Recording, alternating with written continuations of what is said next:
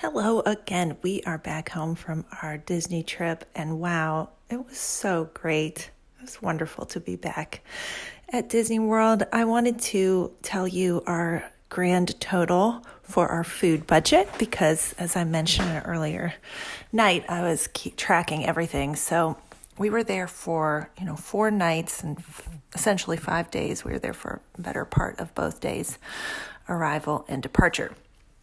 Our food total was $314.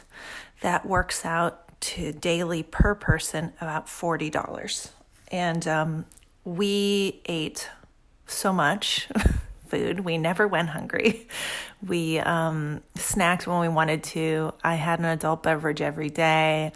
And still, I felt that the budget was totally reasonable. And I get asked a lot, like, what to budget for food. Now, this was all quick service with the exception of a carry-out table service on our last night. But yeah, it was wonderful. And the food we had was great. I was really impressed with the quality of food, as I usually am at Disney World. A note about food being expensive on vacation, we stayed our first night at the Hyatt, and the food there was so outrageously expensive compared to Disney World. I mean, I had a fish sandwich there. It was $18. And the next day I had fish tacos for lunch that were better and were $10 at Disney World and came with a similar side. So you might feel like you're being gouged on prices at Disney World, but I assure you, if you go off property to a fancy resort, 4-star resort, what have you, you're going to pay more. So, what else I noticed about food at Disney World is that I find there to be good value sometimes and then not other times. So, for example, my entrees at lunch and dinner, I felt like were really reasonably priced and similar, or maybe, 20% more than what I'd pay for them eating out at a similar restaurant at home. However, the convenience items at Disney World is where they get you. I mean, a bottle of vitamin water was close to $5 with tax. That's insane.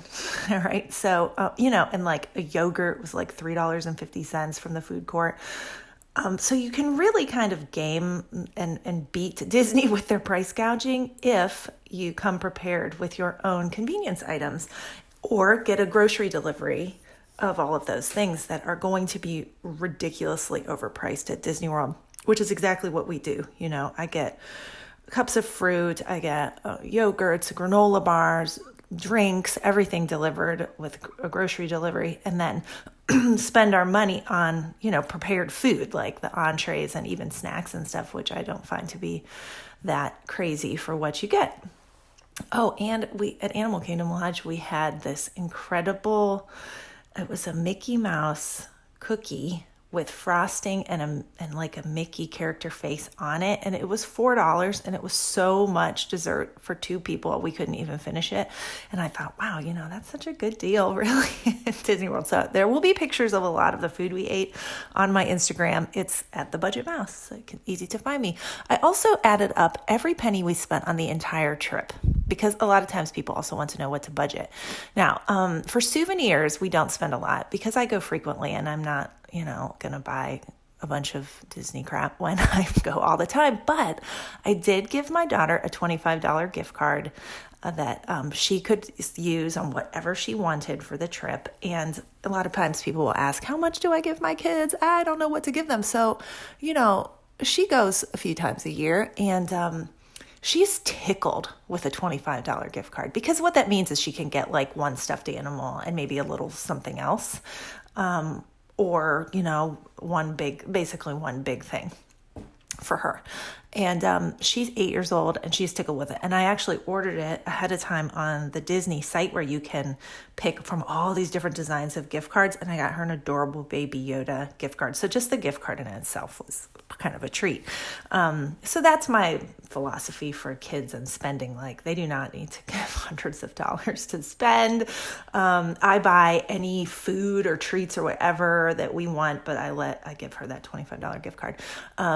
And then the only thing I bought was like a tote bag that was $3 to carry my stuff around, and I got a refillable mug because I like to upgrade mine a lot at home. So our souvenir budget was $50 for the trip.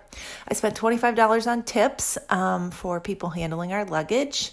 On transportation, ground transportation, I considered renting a car because I found a car rental for about $200 for the time period, but we would have had to pay parking at our resorts as well. So it would have brought it up to, probably like closer to $275. Our total for all of our Ubers and Lyfts with the tips included was $110. Definitely the way to go. And we never waited a long, long time for that. It was wonderful. So definitely a good choice. We paid $159 for our flights. Granted, one of them was on points. The return trip home was on Southwest on points.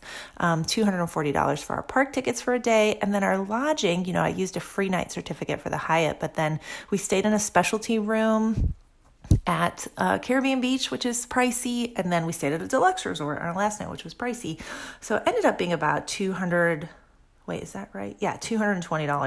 a night for the 3 nights, so $670 actually with everything. So our grand total for the trip was $1,569, and that was for 5 days for the two of us, which I think is great. I mean, for going to Disney World, we had an absolute blast.